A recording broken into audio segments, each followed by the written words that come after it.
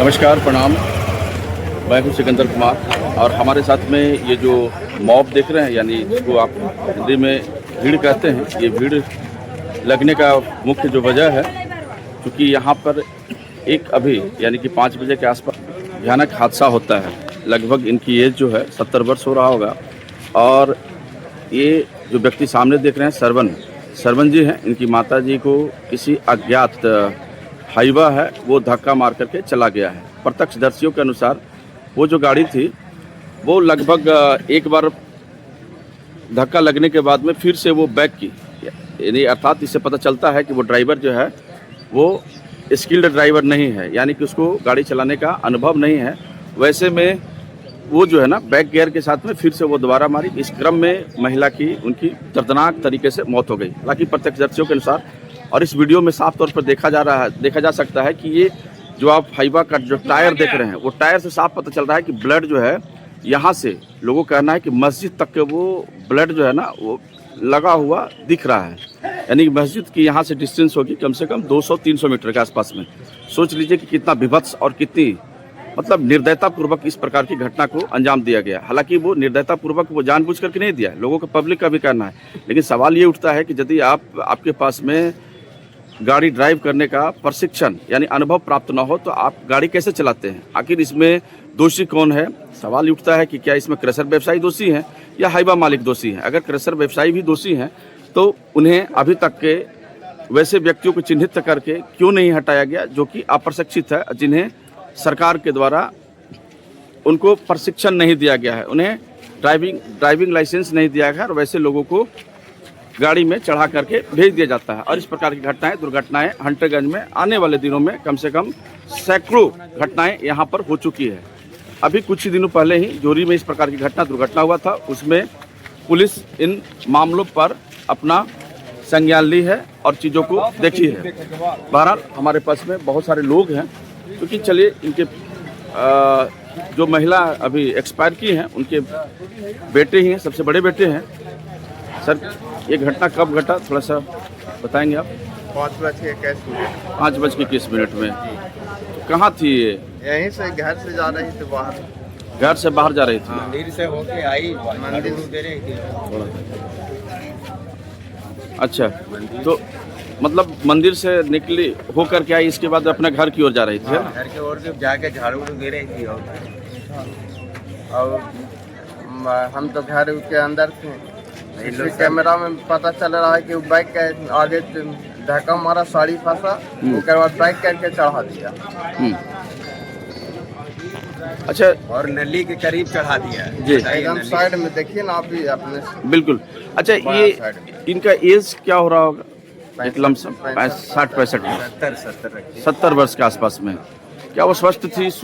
हाँ, स्वस्थ थी, एकदम स्वस्थ थी। चलना फिरना घूमना फिरना सब एकदम स्वस्थ।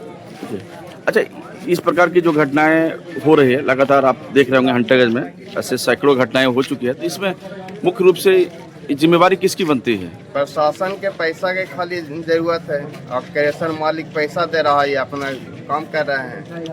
इसका कोई टाइम टेबल है। पहले नंबर तो सवेरे की गाड़ी दिन में भी चल जाता है वहाँ। पहले स्कूल का बच्चा लोग जितना सब गाड़ी से आता है, सवेरे सवेरे मॉर्निंग स्कूल है और उसके चलते और दिक्कत है, क्योंकि सवेरे की गाड़ी रोकना चाहिए कम से कम 5 बजे से लेकर के 7 बजे तक एकदम ये करता है, 9-10 बजे। चलिए, आपकी माँ, चूँकि आपने अपना माँ को खो दिया है आज, तो वैसे में चूँकि मैं समझ सकता हूँ आपका पेन को, आपके दर्द को, कि माँ का खोना कितना बड़ा दुखदाई होता है एक बेटे के लिए।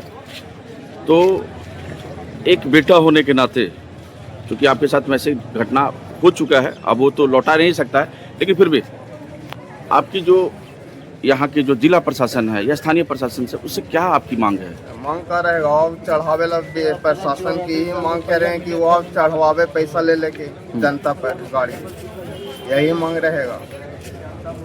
बिल्कुल। प्रशासन कहता है कि तुमको से हमको क्या मतलब, माथा मुड़ावेला है, हमको पैसा हमको चाहिए। बिल्कुल। तो आपने देखा कि जिस प्रकार से इनका जो वर्जन था, जाहिर सी बात है चूँकि बहुत ही कष्ट में है और पीड़ा में है, क्योंकि एक बेटा का जो बयान था वो निश्चित रूप से कहीं न कहीं प्रशासन के गाल पर तमाचा है और यहाँ के स्थानीय जनता पर भी तमाचा है, क्योंकि इस प्रकार की अगर दुर्घटनाएं घटती है तो निश्चित रूप से लोग जिम्मेवार होते हैं। और जी, हमारे अपनी बुआ थी। अच्छा, आपकी अपनी बुआ थी। बिल्कुल। तो लोगों ने अपनी अपनी प्रतिक्रियाएं दी है और साफ तौर पर कहा है कि भाई इस प्रकार की घटना जो हो रही है उसके पीछे कहीं न कहीं प्रशासन मुख्य रूप से जिम्मेवार है। स्थानीय प्रशासन को उन्होंने जिम्मेवारी तय की है और जनता ने खुद को भी कहा है कि भाई we are completely responsible for at all types of problems.